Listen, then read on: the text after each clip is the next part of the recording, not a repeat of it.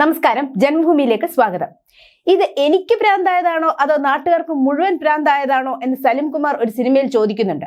അത്തരമൊരു ചോദ്യമാണ് വാർത്ത കേട്ട മുഴുവൻ ഇന്ത്യക്കാരും പരസ്പരം ചോദിക്കുന്നത്. ഇന്ത്യ താറടിച്ച് കാണിക്കാനുള്ള ഒരു ചെറിയ അവസരം പോലും ഒഴിവാക്കാത്ത രാജ്യമാണ് ബ്രിട്ടൻ. പണ്ട് അവർ അടക്കി ഭരിച്ചിരുന്ന കോളനി ഇപ്പോൾ സ്വന്തം കാലിൽ നിൽക്കുന്നത് അവർക്ക് പലപ്പോഴും സഹിക്കാൻ പോലും ആകാറില്ലായിരുന്നു. എന്നാൽ ഒറ്റയടിക്ക് യു-ടേൺ എടുത്തിരിക്കുകയാണ് ഇപ്പോൾ ഇംഗ്ലണ്ട്. ഇന്ത്യ അടിപൊളിയാണെന്നൊക്കെയാണ് അവർ പറയുന്നത്. അതും സാധാരണക്കാരനല്ല, മറിച്ച് മുൻ പ്രധാനമന്ത്രി തന്നെയാണ്.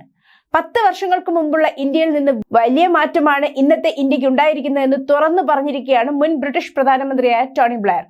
ബ്രിട്ടന്റെ ഏറ്റവും വലിയ പരാജയം അവർ സ്വയം ആത്മപരിശോധന നടത്തുന്നില്ല എന്നുള്ളതാണെന്നും ലോകം വികസിച്ചുകൊണ്ടിരിക്കുന്ന രീതി മനസ്സിലാക്കാൻ യഥാർത്ഥത്തിൽ ഇപ്പോഴും ബ്രിട്ടന് കഴിഞ്ഞിട്ടില്ല എന്നും അദ്ദേഹം വ്യക്തമാക്കി. അതേസമയം ഇന്ത്യ ഇപ്പോൾ ഡിജിറ്റൽ രംഗത്ത് ബഹുദൂരം മുന്നോട്ട് പോയി കഴിഞ്ഞുവെന്നും അദ്ദേഹം കൂട്ടിച്ചേർത്തു. കഴിഞ്ഞ 10 വർഷങ്ങൾ കൊണ്ട് ഇന്ത്യ മാറിയതുപോലെ മറ്റൊരു രാജ്യവും മാറിയിട്ടില്ലെന്ന് മുൻ കേന്ദ്രമന്ത്രി Rajeev Chandrasekhar future of repeat conference 2024 പങ്കെടുത്ത് സംസാരിച്ചിരുന്നു. Governing in the age of AI എന്ന വിഷയത്തിൽ ആയിരുന്നു കേന്ദ്ര സർക്കാരിന്റെ മുൻ ഇലക്ട്രോണിക്സ് ഇൻഫർമേഷൻ ടെക്നോളജി സഹമന്ത്രിയായിരുന്ന രാജീവ് ചന്ദ്രശേഖർ തന്റെ കാഴ്ചപ്പാടുകൾ പങ്കുവച്ചത്.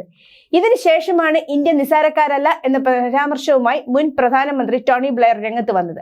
അതിവേഗം മുന്നോട്ട് പോകുന്ന ഇന്ത്യയുടെ ഊർജ്ജമാണ് രാജീവ് ചന്ദ്രശേഖറിന്റെ വാക്കുകളിൽ നിന്നും കാണാൻ കഴിഞ്ഞതെന്നും ടോണി ബ്ലെയർ അഭിപ്രായപ്പെട്ടു. ഗവൺമെന്റുകൾക്ക് പുതിയ സാങ്കേതിക വിദ്യകൾ പ്രയോജനപ്പെടുത്തുന്നതിന് ആവശ്യമായ സാങ്കേതിക അടിസ്ഥാന സൗകര്യങ്ങൾ കെട്ടിപ്പടുക്കുന്നതിന്റെ പ്രാധാന്യത്തെക്കുറിച്ച് രാജീവ് ചന്ദ്രശേഖർ ചർച്ചയിൽ ഉന്നയിച്ചു. ലണ്ടനിലെ Tony Blair institute four global change ആതിഥേയത്വം വഹിച്ച ചർച്ചയിലായിരുന്നു രാജീവ് ചന്ദ്രശേഖർ ഇന്ത്യയിലെ ഡിജിറ്റൽ നയങ്ങൾ ജനങ്ങളുടെ ജീവിതത്തിൽ വരുത്തിയ മാറ്റങ്ങളെക്കുറിച്ച് സംസാരിച്ചത്. ഇന്ന് 80% ഇന്ത്യക്കാരും ബാങ്ക് അക്കൗണ്ട് ഉണ്ട്. ഗവൺമെന്റ് നൽകുന്ന സബ്സിഡികൾ നേരിട്ട് അവരുടെ ബാങ്ക് അക്കൗണ്ടുകളിലേക്ക് എത്തുന്നു. മുൻപ് കേന്ദ്ര സർക്കാരിൽ നിന്ന് ജനങ്ങൾക്ക് 100 രൂപ കൊടുത്താൽ അതിൽ 15 രൂപ മാത്രമായിരുന്നു അവരുടെ കൈകളിൽ എത്തിയിരുന്നത്. എന്നാൽ ഇന്ന് മുഴുവൻ പണവും നേരിട്ട് അവരുടെ ബാങ്ക് അക്കൗണ്ടുകളിൽ എത്തിച്ചേരുന്നു. ഭൂരിഭാഗം ജനങ്ങളും ഡിജിറ്റൽ ട്രാൻസാക്ഷനുകളിലേക്ക് മാറിക്കഴിഞ്ഞിരിക്കുന്നു. കഴിഞ്ഞ 10 വർഷ കാലയളവിൽ ഡിജിറ്റൽ രംഗത്ത് ഇന്ത്യ വലിയ മുന്നേറ്റം നടത്തിയെന്നും രാജീവ് ചന്ദ്രശേഖർ സൂചിപ്പിച്ചു.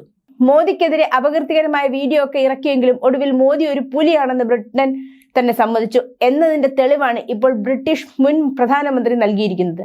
തങ്ങളുടെ മുൻ കോളനിയാണെന്ന ഈർഷ്യ മനസ്സിൽ വെച്ചുകൊണ്ട് എത്ര കാലം ലോകത്തെ ഏറ്റവും വേഗത്തിൽ വളരുന്ന സമ്പദ് വ്യവസ്ഥയെ പിണക്കും എന്ന് ബ്രിട്ടനും വിചാരിച്ചു കാണും. News desk, Janmabhumi.